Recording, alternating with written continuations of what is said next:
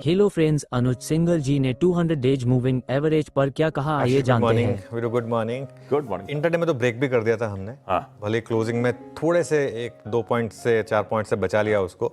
Bank Nifty नहीं तोड़ा 200 day moving average, वो एक अच्छी चीज़ थी। लेकिन देखिए कल ये एक आखिरी उम्मीद है 200 डे मूविंग एवरेज। कल निफ्टी ने इंटरडे में 200 डे मूविंग एवरेज तोड़ा, लेकिन उसके ऊपर बंद हुआ।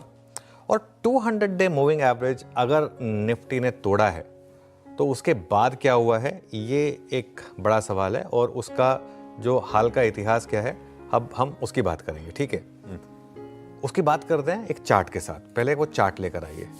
तो आज सुबह सुबह मैं देख रहा था कि लास्ट टाइम वो 200 डे मूविंग एवरेज कब टूटा था। वो टूटा था आशीष 10 मार्च 2023 को, और पीक बना था उससे पहले 1 दिसंबर 2022 को। 1 दिसंबर 2022 को पीक बना था, 10 मार्च 2023 को 200 डे मूविंग एवरेज टूटा था। मतलब दिसंबर, जनवरी, फरवरी और 3 महीने पूरे निकल गए, और मार्च के करीब करीब 10 दिन। ठीक है, अब हमारा पीक इस बार कब बना है निफ्टी का? करीब करीब सितंबर में। ठीक है, 27 सितंबर। तो अब नवंबर ऑलमोस्ट ख़त्म होने को है। तो अगर वही थ्योरी प्ले आउट हुई, उसमें भी देखिए आप, पहली बार जब 200 डे मूविंग एवरेज हिट हुआ था, एक बार सपोर्ट लिया था उसने, उसके बाद दूसरी बार डिसाइसिवली तोड़ा था। क्योंकि पहली बार आप नॉर्मली सपोर्ट लेते हैं, समहाउ एक रैली आती है, फिर उसके बाद एक मूव आता है। लेकिन डिसाइसिवली कब तोड़ा था? 10 मार्च 2023 को। तो अब आइए उन पॉइंटर्स जो मैंने बनाए। 10 मार्च 2023 को आपने 200 डे मूविंग एवरेज डिसाइसिवली तोड़ा था, और तब वो वाला पॉइंट वापस प्ले कर दीजिए पहले, क्योंकि वो तब लोगों को समझ में आएगा कि जो डिसाइसिव ब्रेक था वो। और उस दिन का निफ्टी का लेवल था करीब करीब 17,300। अब परसेंटेज के हिसाब से कितना गिरे थे हम तब?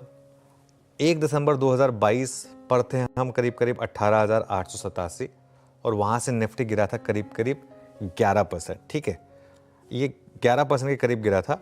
और उसके बाद मार्च 2023 में इसने 17 दिन बिताए थे 200 डे मूविंग एवरेज के नीचे।